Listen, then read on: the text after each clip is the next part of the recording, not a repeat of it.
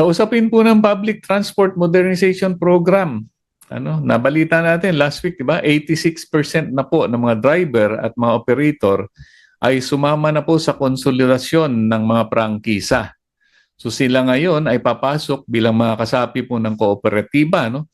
Sa mga lumang kooperatiba, yung iba po dyan ay magbubuo ng bagong kooperatiba bilang susunod na hakbang sa pagsusulong po ng public transport modernization. Pero may nabalitaan po tayo mula po kay Ka Misael Melinas, chairman po siya ng National Federation of Transport Cooperatives. At ganun din po kay Ka Freddy Hernandez, chairman po ng Arangkada NCR Transport Co-op Federation. May plano po pala ang Department of Finance ni Secretary Ralph Recto na taasan po ang mga buwis sa mga kooperatiba. Diba? Nagsisikap po tayong matuloy ang modernisasyon, mabuo mga kooperatiba. Ang finance naman ay nag-iisip kung paano sila magkakapera mula dito sa mga kooperatiba. So narito po ang pahayag mula po kay Cam Misael Melinas hinggil dito. Mga minamahal kong kapwa kooperatiba, mga senador at kinatawan ng pamahalaan. Narito kami ngayon upang ipahayag ang matinding pagtutol sa panukala ng Department of Finance na pagpapataw ng karagdagang buwis sa mga kooperatiba.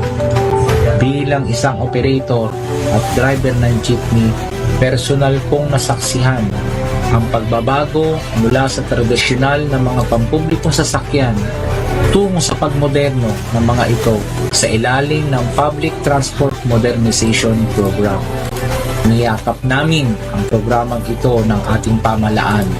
Bagamat hindi po ito perpekto at may iilan pang nag-aatubili, naniniwala ako na ang pagkakaisa ay susi sa tagumpay ng modernisasyon. Maraming nagsasabi na ang mga kooperatiba ay nagiging sandigan ng mga negosyo sa bansa. At tama sila. Marami sa atin ang umunlad dahil sa pagtutulungan at pagkakaisa sa loob ng ating mga kooperatiba. Ang pagpapataw ng karagdagang buwis ay hindi lamang isang dagdag na pasanin, kundi isang malaking hadlang sa patuloy nating pag-unlad at pagbabago. Kaya naman, nananawagan kami sa ating kagalang-galang na Senate President Francis Escudero at sa buong Senado na ibasura ang panukalang ito ng Department of Finance. Hindi katanggap-tanggap na bigyan pa tayo ng karagdagang bayarin, bagkus dapat ay insentibo. Ang mga kooperatiba bilang isang mahalagang bahagi ng ekonomiya ng ating bansa ay nararapat na suportahan, hindi pabigatan. Mula sa lahat ng kasapi ng Transport Consolidated Entity sa buong bansa, tayo ay haligi ng ekonomiya ng Pilipinas. Tayo ang mayorya na nararapat lamang na pakinggan ang ating panawagan.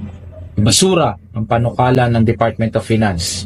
Ipasa ang Senate Bill 2811. Ang mga kooperatiba ay kaisa sa pag-unlad ng ekonomiya. Mabuhay ang kilusang kooperatiba. Ito po, sabi po ni Camisael Melinas, di ba? Hindi katanggap-tanggap na bigyan pa ng karagdagang bayarin, bagkus dapat ay insentibo. Ang mga kooperatiba bilang isang mahalagang bahagi po ng ekonomiya ng ating bansa ay nararapat na suportahan, hindi pabigatan. So yan po ang pahayag po mula po sa mga federasyon ng mga transport cooperatives. No? Kay National Federation of Transport Cooperatives, chairman po si Camisael Melinas. Maraming bagay na po, marami nang naipasang batas. Subalit kailangan pa rin ng suporta nating lahat. Sa pamamagitan ng ating pagsama-sama sa ngayong araw, nawa naman ang ating mahal na mga senador ay mapakinggan tayo. Tayo na mga kooperatiba na nagbibigay ng magandang ehemplo. Tayo ay nagbibigay ng mga trabaho sa ating mga nasasakupan. Tayo nakasama ng ekonomiya ng Pilipinas, siya pang dapat pang patawan ng karagdagang buwis? Hindi ba't marapat lamang na dapat tayong bigyan ng insentibo bagkus patawan pa ng additional na buwis? Sana naman sa aming mga mahal na mga senador, ito ay inyong marinig at maramdaman. Kami na mga kooperatiba ay galing mismo sa puno. Kami po ang mga totoong nasa ibaba. Kaya po kami nagsama-sama dahil wala naman kaming pera. Kami po mga kooperatibang wala naman pong yaman sa aming bulsa. Kaya lamang po kami nagkooperatiba dahil yun lamang ang tugon sa kahirapan namin. Lalo na sa aming sektor ng transportasyon. Niyakap namin ang programa. Minahal namin ito. Bukod tangi lamang ang transport cooperative na siyang dumaranas ng ganito. Kami nag-i-employ ng aming mga tao. Ang requirements ba namin dapat at least 2 years na college? Hindi. Nag-i-employ kami sa aming mga gasolinahan, aming mga tagapaglinis.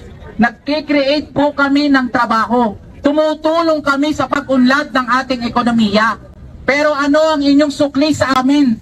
Ito pa ba? Ang Department of Finance, sila pa ba ang magpapataw ng karagdagang buwis para sa atin? Na kung tutuusin, dapat sana makita nila yung ating paghihirap, yung ating naging ambag sa ekonomiya ng Pilipinas. Sana makita nila yon. At bagkus dagdagan, dapat nga dagdagan pa tayo ng insentibo.